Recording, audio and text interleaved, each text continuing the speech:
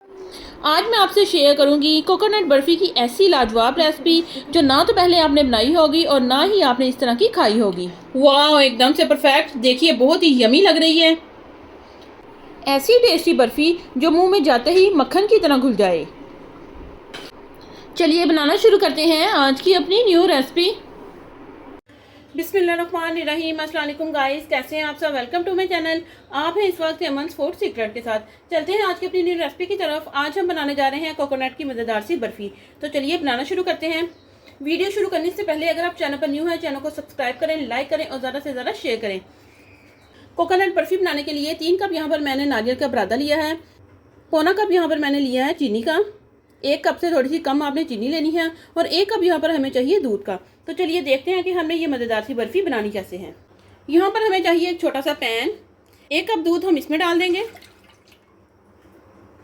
दूध आपने यहाँ पर फुल क्रीमी लेना है, वही दूध आपने लेना है जो रेगुलर आपके घर में आता है। यहाँ पर 1 कप से जो कम हमने ली थी चीनी, आधी चीनी हम इसमें डाल देंगे और दूध को यहाँ पर हम अच्छे से पका लेंगे। दूध को आपने यहाँ पर इतना पकाना है कि ये आधा कप हमारा जो दूध है वो बच जाए। तो चलिए इस पैन को हम दूसरे चूल्हे पर रख देते हैं।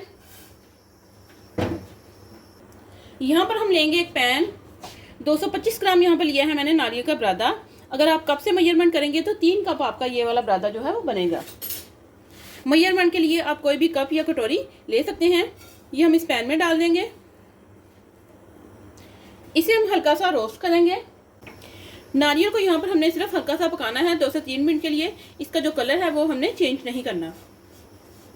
गैस आपने मीडियम रखनी है। मीडियम गैस पर इसे हम पका लेंगे। 1 मिनट अच्छे से पकाने के बाद साथ ही जो हमारी चीनी यहाँ पर बच गई थी वो हम इसमें शामिल कर देंगे और अच्छे से इसे हम मिक्स करेंगे। गैस आपने बिल्कुल लो रखनी है। लो गैस पर आपने इसे 2 से 3 मिनट बस अच्छे से पकाना है। ये देखिए जी, दूध भी हमारा जो है वो आधा कप रह चुका है। इसमें हम शामिल कर देंगे दूध और चीनी जो हमने मिक्स करके रखे थे। साथ साथ इसे हम मिक्स कर लेंगे अच्छे से। अच्छे से आपने इसे मिक्स करना है। 2 से 3 मिनट इसको हमने पहले पकाया है। 1 मिनट के लिए इसे हम मज़ीद पका लेंगे। साथ साथ चम्मच चलाते रहिए। फ्लेवर के लिए हम इसमें कोई इलायची पाउडर वगैरह नहीं डाल रहे। यहाँ पर ली है मैंने दूध की मलाई। 3 चम्मच के करीब यहाँ पर ली है मैंने दूध की मलाई। ये हम इसमें डाल देंगे। अच्छे से इसे हम मिक्स करेंगे। हमारी जो नारियल की बर्फ़ी है वो एकदम सी क्रीमी बनेगी, बहुत ही ज़बरदस्त। मलाई को आपने अच्छे से मिक्स कर लेना है। ये देखिए जी, मलाई को यहाँ पर मैंने अच्छे से मिक्स कर लिया है। एकदम से क्रीमी फॉर्म आ गई है इसकी। बस इस स्टेज पर गैस को करेंगे हम ऑफ। ये देखिए जी, ये मेरे पास था बर्फ़ी बनाने वाला कंटेनर। इस तरह का बना हुआ था मेरे पास। ये काफ़ी बड़ा है तो कोई बात नहीं, इसी में हम इसे बनाएंगे। आप बर्फ़ी बनाने के लिए कोई भी डीप सा जो बर्तन है वो ले सकते हैं। इसे हमने ग्रीस कर लेना है। मैं सिर्फ इसका आधा पार्ट ही करूँगी। ग्रीस करने के बाद इसमें हम ये बैटर डाल देंगे जो भी हमने बनाया था।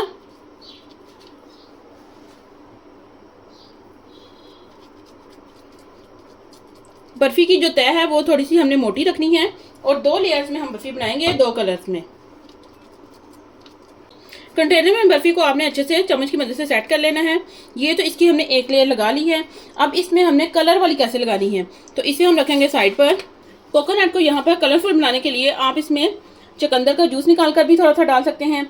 कोई भी आपके पास फूड कलर है वो भी आप इसमें डाल सकते हैं। ग्रीन फूड कलर आप इसमें डाल सकते हैं, लेकिन मैं यहाँ पर पिंक कलर इसमें डालूंगी। पिंक फूड कलर के 2 से 3 ड्रॉप्स मैं इसमें डाल दूंगी। अच्छे से इसे हम मिक्स कर लेंगे। बहुत ही प्यारा सा इसमें कलर आएगा। ये देखिए जी, फूड कलर डालने के बाद इसमें बहुत ही प्यारा सा कलर आ चुका है। ये देख सकते हैं, बेबी पिंक कलर मैंने इसमें डाला है जो बहुत ही ज़बरदस्त लग रहा है। बैटर तो ऐसे ही इतना मज़े का लग रहा है और जब ये बर्फ़ी बन जाएगी तो आप सोच भी नहीं सकते कि ये कितनी यमी बनेगी। तो चलिए जी, इसे भी हम सेट करेंगे। ये देखिए, इसी के ऊपर हम इसकी सेकंड लेयर भी लगाएंगे।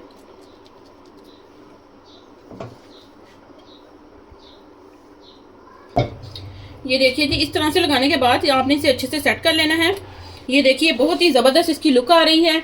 देख के तो आपके मुंह में पानी आ रहा होगा, मगर अभी आप इसको नहीं खा सकते। 10 से 20 मिनट के लिए इसे हम ठंडा होने के लिए फ्रिज में रखेंगे ताकि ये अच्छे से सेट हो जाए। ये देखिए जी, माशाल्लाह से हमारी जो बर्फ़ी है वो अच्छे से सेट हो चुकी है। सिर्फ 10 से 20 मिनट के लिए इसे मैंने फ्रिज में रखा था। अब इसे हम करेंगे डेकोरेट। यहाँ पर हम लेंगे चांदी वर्क और इस तरह से हम इसके ऊपर लगा देंगे।